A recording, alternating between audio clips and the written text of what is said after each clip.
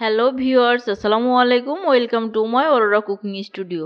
আজ আপনাদের সামনে নিয়ে এসেছি ঈদ স্পেশাল আইটেম, আর সেটা হলো চিকেন কোরমা। ঈদের সময় আমরা নিত্য নতুন রান্না করে প্রিয়জনদেরকে একটু চমকে দেওয়ার চেষ্টা করি, আর তাই এবার ঈদে কিন্তু আপনারা এই মজাদার চিকেন কোরমার আইটেমটা রাখতে পারেন, যেটা পোলাও কিংবা সাদা ভাতের সাথে খেতে কিন্তু বেশ ভালো লাগে। আশা করি আমার রেসিপিটি আপনাদের ভালো লাগবে। ভালো লাগলে প্লিজ আমার চ্যানেলটাকে সাবস্ক্রাইব করে বেল আইকনটা প্রেস করবেন। তো চলুন দেখে নেওয়া যাক।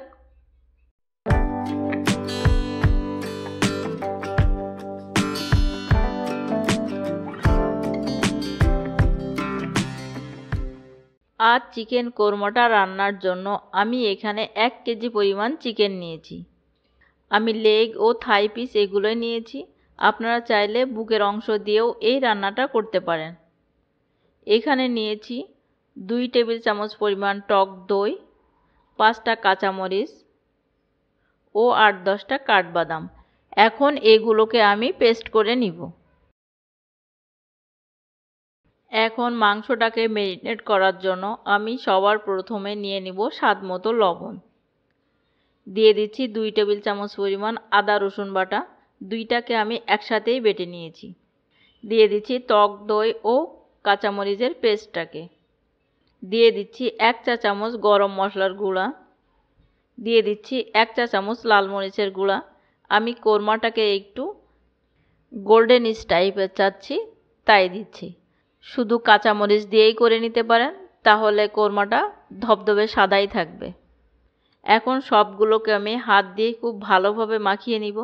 চেষ্টা করবেন মাংস ম্যারিনেট সবসময় হাত দিয়েই করতে, তাহলে মাংসের সব জায়গা মশলাগুলো খুব ভালোভাবে পৌঁছায়।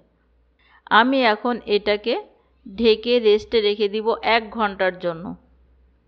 আপনাদের কাছে সময় থাকলে আরও বেশি সময় রাখতে পারেন, সেটা আরও বেশি ভালো হবে।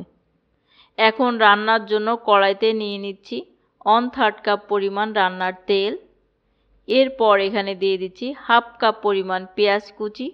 পেঁয়াজটাকে ভেজে ব্রাউন করে আমি ব্রেস্তা করে নিব, কারণ এই ব্রেস্তাটা এই কোরমার রান্নার শেষে কাজে লাগবে। এই তো পেঁয়াজটা আমার ব্রাউন হয়ে গিয়েছে। এখন আমি এগুলোকে উঠিয়ে নিচ্ছি। খুব ভালোভাবে কড়াইয়ের তেল থেকে ব্রেস্তাগুলোকে উঠিয়ে নিব, কারণ এই তেলেই আমি আজকে চিকেন কোরমাটা রান্না করব। এখন এই তেলের ভিতরে দিয়ে দিচ্ছি 4-5টা সাদা এলাচ, 5টা দারচিনি ও একটা কালো এলাচ। কালো এলাচের বীজটাকে আমি বের করে দিয়েছি। এখন এগুলোকে একটু ভেজে নেব সুন্দর একটা ফ্লেভার আসা পর্যন্ত। এরপর এখানে দিয়ে দিব আরও 1/2 কাপ পরিমাণ পেঁয়াজ কুচি। পেঁয়াজটাকে আমি ভেজে নিব নরম হয়ে আসা পর্যন্ত। এরপর এখানে দিয়ে দিব 2 টেবিল চামচ পরিমাণ পেঁয়াজের পেস্ট। এটাকে দিয়ে আরও মিনিট খানেকের মতো ভেজে নিব। এরপর এখানে দিয়ে দিব সেই ম্যারিনেট করা মাংসগুলো দিয়ে উল্টিয়ে পাল্টিয়ে খুব ভালোভাবে মশলার সাথে মিক্সড করে নিব। এরপর ঢাকনা দিয়ে একটু ঢেকে দিব। ঢাকনাটা খুলে আবার মাংসগুলোকে একটু নেড়ে দিব। মাংস থেকে কিন্তু কিছুটা পানি বেরিয়ে এসেছে, এতেই মাংসটা আমার কষানো হয়ে যাবে। এভাবে নেড়ে নেড়ে মাংসটাকে খুব ভালোভাবে কষিয়ে নেবেন। যে কোনো মাংস যত বেশি কষানো হবে টেস্টটা ততই বেড়ে যাবে। এই তো মাংসটা কষানো আমার প্রায় শেষের দিকে।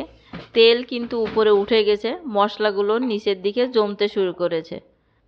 এখন এখানে আমি দিয়ে দিব 1 কাপ পরিমাণ তরল দুধ। দুধটাকে আমি আগে থেকে একটু জাল করে রেখেছিলাম। দুধটা কুসুম গরমই আছে। এখন মাংসগুলোকে আবার ভালোভাবে নেড়ে দুধের সাথে মিশিয়ে দিব। এরপর ঢাকনা দিয়ে ঢেকে আমি এটাকে রান্না করে নিব। চুলাটাকে রাখবো মিডিয়াম ও লোয়ের মাঝামাঝি। ঢাকনাটা খুলে মাঝে মাঝে এভাবে একটু নেড়ে দিব। এই পর্যায়ে গ্রেভি কিন্তু অনেকটাই কমে এসেছে, মাংসগুলো আমার সিদ্ধ হয়ে গিয়েছে। এখন এই পর্যায়ে এখানে আমি দিয়ে দিব 1 চা চামচের থেকে কম চিনি। আপনারা চাইলে অবশ্যই 1 চামচ দিতে পারেন, তবে চিনিটা দেওয়ার অবশ্যই চেষ্টা করবেন, এতে স্বাদটা ব্যালেন্স হয়ে যায়। আবার মাংসটাকে নেড়ে মিশিয়ে দিব। চিকেন কোরমা রান্না আমার একেবারে শেষের দিকে। চিকেন কোরমাতে কিন্তু রোস্টের থেকে গ্রেভিটা একটু বেশি হয়ে থাকে। এখন এখানে দিয়ে দিচ্ছি 2 চা চামচ পরিমাণ ঘি। ঘিটা সবসময় শেষের দিকে দেওয়ারই চেষ্টা করবেন, তাহলে ফ্লেভারটা অনেক বেশি স্ট্রং থাকে এবং খেতেও বেশ টেস্টি হয়ে থাকে। রান্নাটা আমার শেষ। এখন চুলাটাকে বন্ধ করে উপর থেকে ছড়িয়ে দিব সেই পেঁয়াজ বেরেস্তা।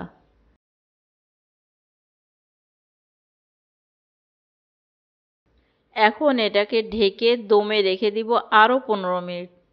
চুলাটা কিন্তু এ পর্যায়ে অবশ্যই বন্ধ রাখবেন। 15 মিনিট পর এই যে দেখুন আমার চিকেন কোরমাটা কতটা সুন্দর দেখাচ্ছে। আমি আপনাদের কাছ থেকে দেখাচ্ছি গ্রেভিটা কতটা ইয়ামি লাগছে। এখন এটাকে আমি সার্ভ করে নিচ্ছি।